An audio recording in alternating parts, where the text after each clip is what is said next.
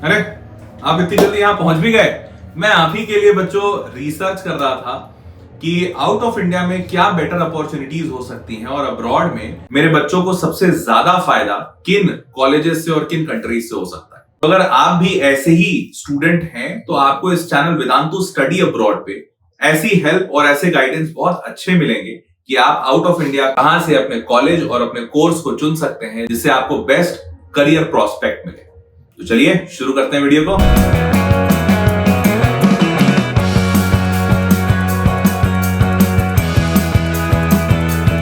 अब आप सोच रहे होंगे कि आप तो सिर्फ 12वीं में हैं, तो क्या बाहर जाना ठीक होगा अब्रॉड से पढ़ना, या फिर क्यों ना इंडिया में पढ़ लिया जाए।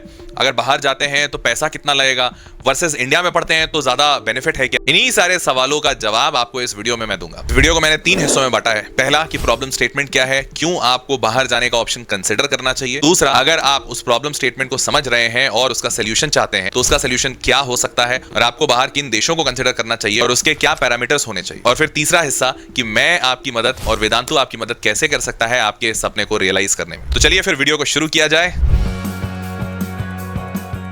इंडिया में हर साल 1 करोड़ के आसपास बच्चे 12वीं का एग्जामिनेशन देते हैं, इंक्लूडिंग सारे नेशनल बोर्ड्स, स्टेट बोर्ड्स और ओपन बोर्ड्स को मिला दिया जाए तो। और वहीं पे अगर IIT, NIT, BITSAT, NDA और ऐसे बढ़िया बढ़िया कॉलेजेस की सीटों को मिला दिया जाए तो भी 1 लाख और बहुत से बहुत सारे अच्छे प्राइवेट कॉलेजेस को भी मिला दें तो 2 लाख सीटें होंगी। ये 2 लाख वैसे बच्चे होते हैं जो इन 1 करोड़ बच्चों में सबसे अच्छे होते हैं और आईआईटी, एनआईटी जैसे प्रेस्टिजियस कॉलेजेस में पढ़ते हैं। लेकिन भारत एक ऐसा देश जिसे युवाओं का देश कहा जाता है। आज भारत एक युवा देश है।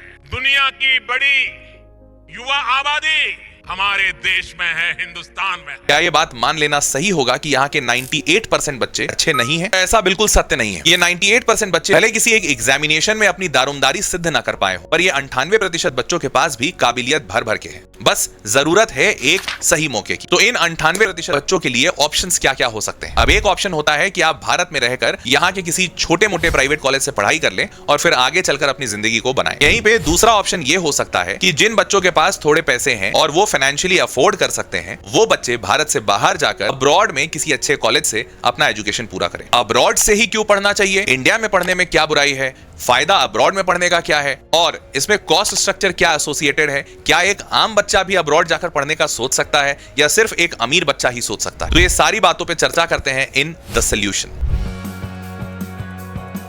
अब जब हम सॉल्यूशन में आ चुके हैं तो प्रॉब्लम आप समझ गए होंगे कि भारत एक विकासशील देश है और यहाँ की युवाओं में बेहद शक्ति है, लेकिन उन युवाओं को वो पर्याप्त माध्यम नहीं मिल पा रहे हैं जिससे वो आगे बढ़ पाए। इस प्रॉब्लम का सॉल्यूशन अब्रॉड क्यों हो सकता है। देखिए, अभी रीसेंट रिपोर्ट से और स्टडीज से पता चला है कि बहुत सारे डेवलप्ड कंट्रीज डेमोग्राफिक शिफ्ट के प्रॉब्लम से गुजर रहे हैं। अब ये डेमोग्राफिक शिफ्ट क्या है। अधिकांश देश जो विकसित हो चुके हैं वहां पर अधिकांश पॉपुलेशन बढ़ते हुए उम्र के लोगों की है, ना कि युवाओं की।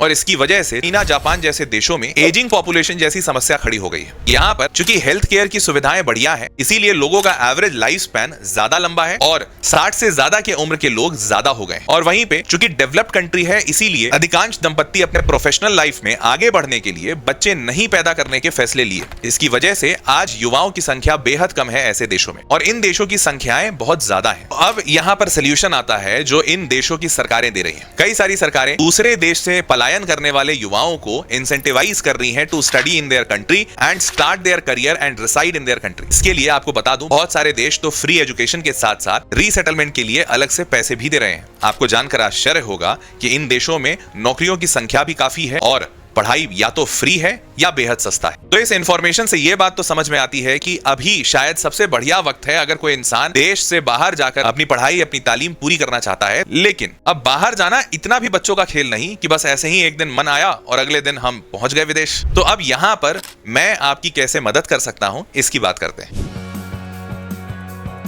तो देखिए, जैसा मैंने बताया, काफी सारे ऐसे कंट्रीज हैं जो कि पढ़ाई फ्री में करवा रहे हैं। एग्जाम्पल के तौर पे जर्मनी, नॉर्वे, फ्रांस और ऐसे बहुत सारे यूरोपियन कंट्रीज। और आपको बता दूं, इन यूरोपियन कंट्रीज में पर कैपिटा इनकम काफी हाई है और यहाँ की इकोनॉमीज काफी प्रॉस्पेरस भी हैं। जैसे नॉर्वे की बात करें तो ये पहला तो काफी खूबसूरत देश है, और तो और यहाँ की अधिकांश यूनिवर्सिटीज में फीस 0 है। जहां पर फीस लगती भी है वहां पे 30 से 60 यूरो की फीस होती है, जो कि महज 5 से 6 हजार रुपए पर सेमेस्टर हुआ। वहीं अगर फ्रांस की बात करें तो फ्रांस में भी 0 फीस वाली यूनिवर्सिटीज हैं, लेकिन जो पैसे भी लेती हैं वो करीबन तकरीबन 170 यूरो के आसपास पर सेमेस्टर लेती हैं, which amounts to around 15,000 to 18,000 पर सेमेस्टर। मतलब आप लाख रुपए से कम के खर्च में पूरा का पूरा कोर्स कर पाएंगे। अब इसके आगे सवाल उठता है कि यहाँ पढ़ाई तो सस्ती है, लेकिन क्या रहना भी सस्ता है? तो देखिए, रहना बहुत ज्यादा सस्ता तो नहीं है, क्योंकि ये देश भारत से ज्यादा विकसित है, तो यहाँ कॉस्ट ऑफ लिविंग थोड़ी ज्यादा है। लेकिन कितनी ज्यादा है और क्या वो आप अफोर्ड कर सकते हैं या नहीं कर सकते, और इसके अलावा और क्या खर्च लगेंगे? क्या ये यूनिवर्सिटीज आसानी से एडमिशन ले लेती हैं? क्या ये आईआईटी जितना मुश्किल होगा या उससे बेहद आसान होगा? ये सारी जानकारी मैं आपको इस चैनल पे देने वाला हूं। तो देवियों और सज्जनों, मेरा नाम है हर्ष प्रियम। मैं आपको वेलकम करता हूं वेदांतु स्टडी अब्रॉड चैनल पे, और आपको इस बात का भरोसा दिलाता हूं कि इस चैनल पर